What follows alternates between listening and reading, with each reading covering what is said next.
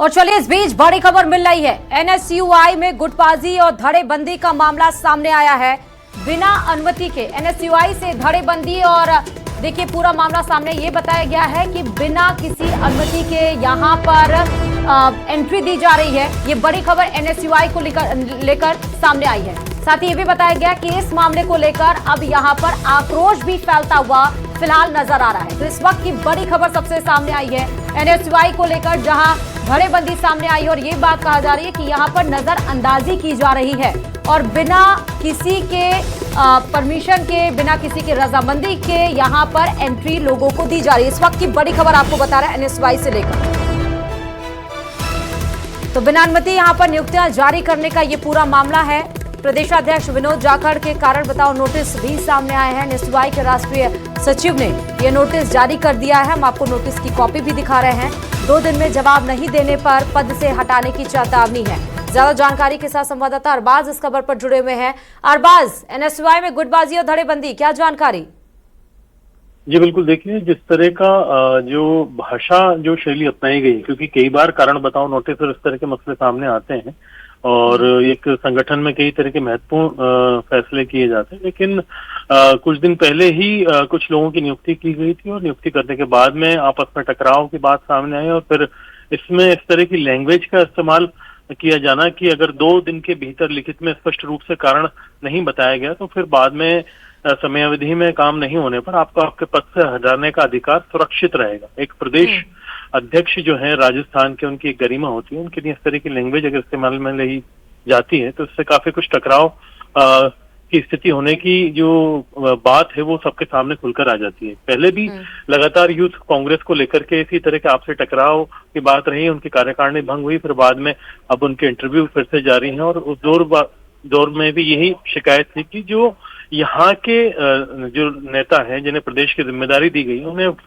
जो free hand है, खुला हाथ नहीं दिया जा रहा। बार बार केंद्रीय नेतृत्व से ही छोटी मोटी नियुक्ति की उनको परमिशन लेनी होती थी। ऐसे में जिन लोगों की परमिशन वहां से मिलती थी उन्हें नीचे काम करने में जोर आता था और जवाबदेही जो होती थी प्रदेश अध्यक्ष की होती थी। तो फिलहाल एक तरह के टकराव की स्थिति बनी हुई है। आप देख सकते हैं जिस तरह का माहौल है, जो स्थिति बनी हुई है, इसमें टकराव और आगे बढ़ने की जो है स्थिति बन सकती है। बहुत शुक्रिया। 2 दिन बाद जवाब भी हमें देना है।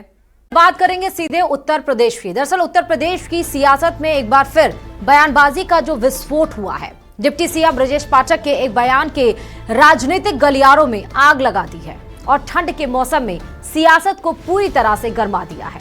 डिप्टी सीएम ब्रजेश पाठक ने समाजवादी पार्टी को मुसलमानों और 2% की पार्टी बता दिया, जिस पर समाजवादी पार्टी नेता और कांग्रेस ने कड़ा विरोध जताया है। देखिए इस पर यह रिपोर्ट। यूपी के डिप्टी सीएम के एक बयान से यूपी की सियासत का तापमान गर्म हो गया है। डिप्टी सीएम ब्रजेश पाठक ने समाजवादी पार्टी पर सीधा और तीखा हमला बोलते हुए कहा कि समाजवादी पार्टी एक जाति आधारित पार्टी है। ब्रजेश पाठक का दावा है कि अगर मुस्लिम समाज समाजवादी पार्टी का साथ छोड़ दे तो सपा 2% की पार्टी रह जाएगी, प्रधान तक नहीं जीत पाएगी। ब्रजेश पाठक ने यह भी आरोप लगाया कि समाजवादी पार्टी मुसलमानों को सिर्फ डर दिखाकर वोट लेती है। केवल जाति आधारित पार्टियां हैं। अगर समाजवादी पार्टी को मुस्लिम समाज छोड़ दे तो ये 2% की पार्टी रह जाएगी, प्रधान नहीं जिता पाएगी। अब मुसलमानों को केवल डरा करके वोट दे रहे हैं। ब्रजेश पाठक के इस बयान के बाद सियासी भूचाल आना तय था और वही हुआ। सबसे पहले समाजवादी पार्टी की ओर से प्रवक्ता फखरुल हसन चंद ने डिप्टी सीएम पर पलटवार किया। उन्होंने सवाल उठाया कि ब्रजेश पाठक पहले ये बताएं कि उत्तर प्रदेश में ब्राह्मण समाज के साथ आखिर क्या हो रहा है। पाठक जी को तो ये बताना चाहिए कि उत्तर प्रदेश में आखिर ब्राह्मणों के साथ इतना अत्याचार कैसे हो रहा है। वो डिप्टी सीएम बने हुए, कुर्सी से चिपके हुए, लेकिन उत्तर प्रदेश में लगातार ब्राह्मणों को अपमानित किया जा रहा है। इधर समाजवादी पार्टी ने पलटवार किया तो इस सियासी घमासान में कांग्रेस भी कूद पड़ी। कांग्रेस नेता इमरान मसूद ने ब्रजेश पाठक के बयान को गैर जिम्मेदाराना बताते हुए उन पर पर्सनल अटैक कर डाला। वो अपने आप क्या है, वो अगर पार्टी छोड़ दे तो उनकी अपनी हैसियत क्या है। इस तरह की बातें नहीं करनी चाहिए। यूपी में वार पलटवार के सियासी घमासान में सबसे कड़ा और चौंकाने वाला बयान आया ऑल इंडिया इमाम एसोसिएशन के अध्यक्ष मौलाना साजिद रशीदी की ओर से। समाजवादी पार्टी पिछले इलेक्शन में जो 36 सीटें लेकर आई हैं उसमें तमाम का तमाम वोट मुसलमान का वोट है। यादव ने भी उस पार्टी को वोट नहीं दिया, अगर आंकड़ा निकाल के आप देखें, और ये आंकड़े पब्लिश भी हो गए हैं। तो ये सच्चाई है कि कांग्रेस और समाजवादी आज के वक्त में मुसलमानों को डराकर वोट ले रही है और मुसलमानों को अछूत भी बना दिया इन पार्टियों ने।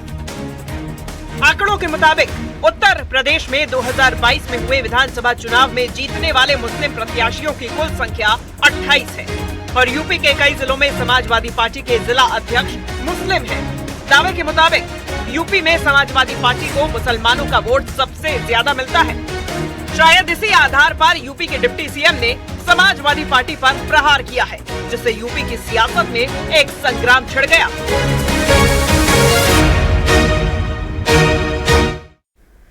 और चलिए इस बीच एक और बड़ी खबर सामने आई है। जयपुर से ये बड़ी खबर आपको बता रहे, जहां एक ही समुदाय के दो पक्षों में झगड़ा हो गया है। एक समुदाय के दो पक्षों में झगड़ा हुआ है, लाठी डंडों से एक दूसरे पर वार किया गया है। एक दूसरे की जान लेने पर दोनों पक्ष आतुर हो गए। इस वक्त की बड़ी खबर आपको बता रहे हैं, जयपुर से यह बड़ी खबर है, जहां लाठी डंडों से कार के शीशे तोड़े गए हैं, वाहनों पर भी वार किया गया है। यहाँ पर एक दूसरे पर ही नहीं बल्कि बेखौफ होकर यहाँ पर कार के शीशे देखे तोड़े गए हैं। जयपुर से इस वक्त की बड़ी खबर आप बता रहे हैं और एक के बाद एक कई सारे शीशे कारों के तोड़े गए हैं। और जयपुर के सदर इलाके की घटना सामने आई है। सदर थाना इलाके की यह घटना आपको बता रहे हैं। बड़ी खबर इस वक्त की सामने आ रही है। एक ही समुदाय के दो पक्षों में झगड़े का ये पूरा मसला जयपुर से सामने आया है।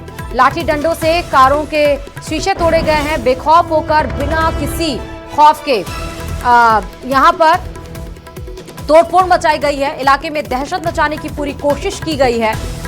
एक के बाद एक कई कारों के यहाँ पर शीशे तोड़े गए हैं। जयपुर के सदर इलाके की यह घटना बताई जा रही है। एक समुदाय के दो पक्षों में झगड़ा का ये पूरा मसला सामने आया है। एक ही समुदाय के दो पक्षों में ये झगड़ा हुआ है। एक के बाद एक कई कारों को निशाना बनाया गया। ज्यादा जानकारी के साथ संवाददाता हितेन खबर पर जुड़े हुए हैं। हितेन, क्या जानकारी? जी बिल्कुल, ये एक ही जो है धार्मिक समुदाय के लोग हैं जो दो पक्षों में जो झगड़ा हुआ है। तो इसमें एक जो मेरी एसएचओ से बात हुई, एसएचओ यहाँ ब्रिजमोहन कविया हैं, उन्होंने बताया कि दो पक्षों के बीच झगड़ा इसलिए हुआ कि जो एक पक्ष जो एक लड़की जो है एक लड़के के साथ कहीं चली गई और इस बात को लेकर जो है लड़की की तरफ के जो पक्ष है वो नाराज हो गया और उसने जो है जो इस तरह की घटना की और इस तरह की जो है वहाँ लाठी डंडों और पत्थरों से जो है वहाँ जो गाड़ियां खड़ी थी उनको उनके शीशे तोड़ दिए और वहाँ हंगामा किया। तो ये इस तरह की घटना है जिसमें एक ही समुदाय के दो पक्ष हैं और जिनमें आपस में जो है पारिवारिक चीजों को लेकर जो है झगड़ा हुआ है। जी नहीं, झगड़ा किस मसले को लेकर हुआ ये सामने नहीं आ पाया? जी, ये कोई प्रेम प्रसंग का मामला है जैसा कि बताया जा रहा है, लेकिन अभी पूरी इसकी डिटेल आनी बाकी है पुलिस की तरफ से और कुछ देर में डिटेल आई उसके बाद ही पता चल पाएगा कि किस तरह की घटना है, क्या असल में यहाँ हुआ है। ठीक है हितेन, बहुत शुक्रिया तमाम जानकारी देने के लिए।